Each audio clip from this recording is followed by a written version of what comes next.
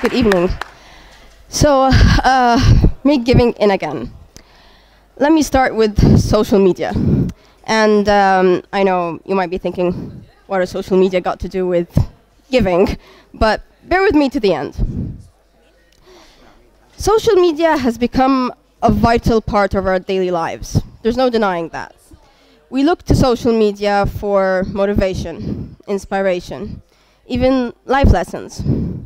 One of the most popular trends are motivational quotes or texts.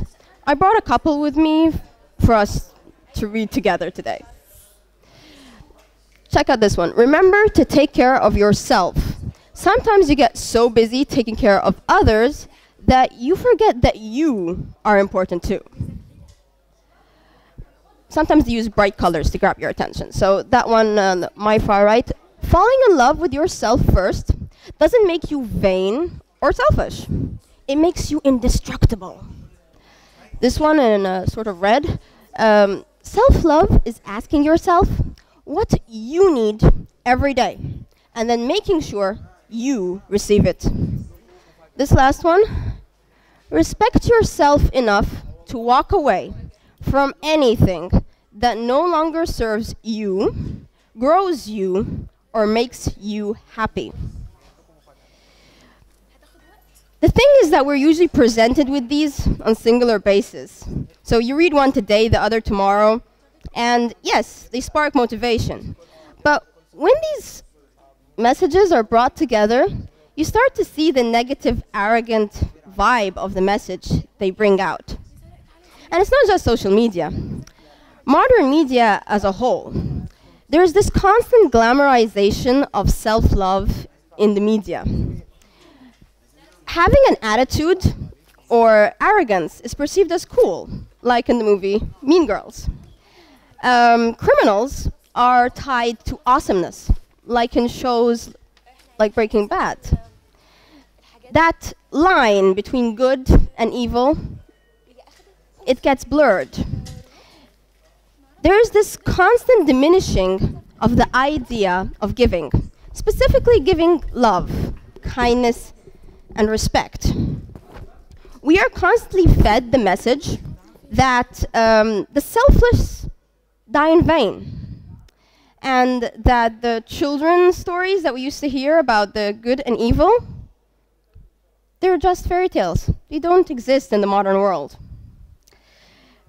We are subconsciously being educated that in order to evolve into better, stronger, indestructible individuals, we have to transcend into people who care only for ourselves and regardless of other people's interests. But is this the right way? Are we transcending the right way? Today, I'd like to narrate to you 3 stories. The first is the story of love. It's the story of a mother who was living in Great Britain. She had just received her child, and upon the arrival of that child, she vowed to give every ounce of effort, care, and love to raise a well-informed, caring individual in this society. She sacrificed her PhD exam, her night shifts, even the opportunity to travel to further her career. All that for that child. And in spite of the mockery of her husband and other people, she would spend hundreds of pounds on children's books she'd get through the mail. And she'd constantly read to that child from an age as young as 6 months old. She saw in that child's eyes the hunger for knowledge, and she believed strongly in the seed that she had sown. The second story is the story of kindness. It is the story of a young woman who had just graduated from med school. Upon her graduation, her father, who was well off, decided to buy a private clinic for her so she'd have her own business, like most doctors here in Egypt. But that was an offer she rejected. She wanted to go into public service. She believed that the human soul is weak, and she didn't want to be lured away from the humane path that she had chosen by money. She wanted to help those in pain, but most of all, to help those in need. The third story is the story of respect. It's a story of a freshman who sacrificed her just budding career, resigned from her job, and decided to stay at home and care for her mother, who was just diagnosed with pancreatic cancer. That mother was deemed inoperable in Egypt. They had to travel abroad for surgery. And finances seemed difficult at first. But then an insurance that they weren't aware of appeared out of the blue. And traveling was made possible. The mother, all she wanted was to spend more time with her daughter. She fought hard, she fought bravely. Pancreatic cancer patients are usually given a maximum of 2-year survival. That mother, she survived for 2.5 years. I'm not sure if you noticed or not, but these stories, they're sort of connected. The young lady who graduated from med school, who chose public service, that's her at my far right.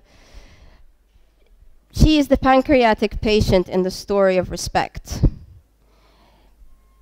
When she needed surgery, her public service earnings would have never sufficed such a trip.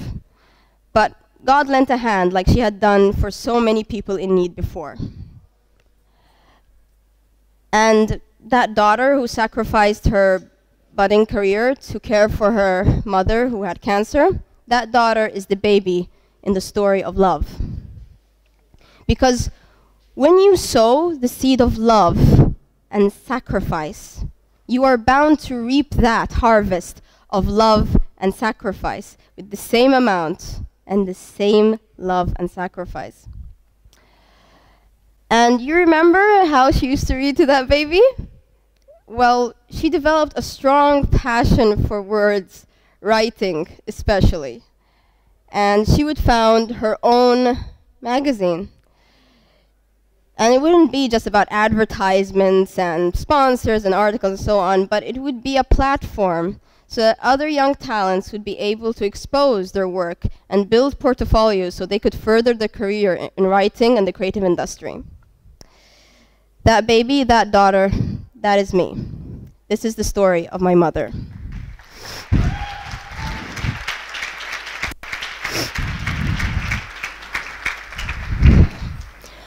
I have had the honor to live with a woman who set an example every day by living a life of giving, love, kindness, and respect, who proved to me with every breath and every moment that yes, it is worth giving, and yes, what we give to this world will come back to us in the form and at the time that we needed the most.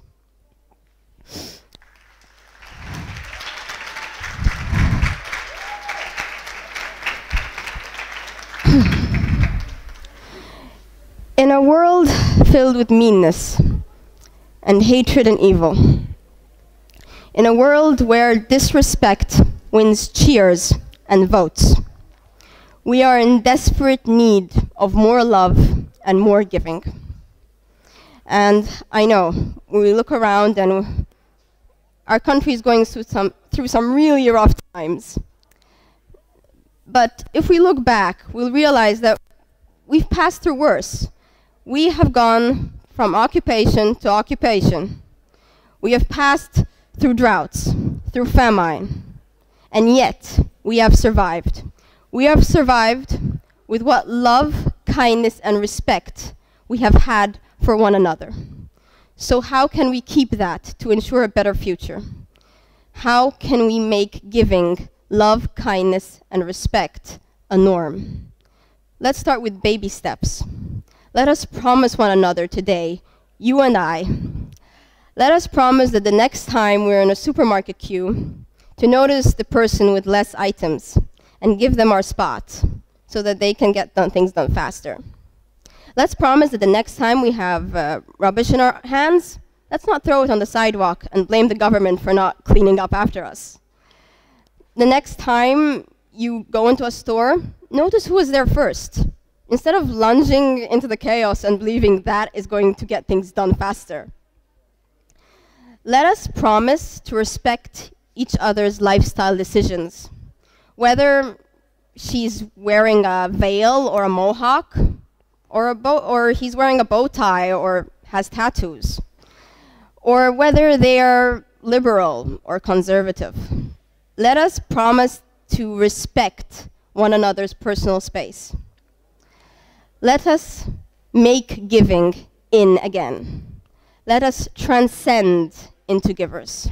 Because remember, all the love, kindness, and respect that you give away will find its way back to you in the form and at the time that you need it the most. Thank you.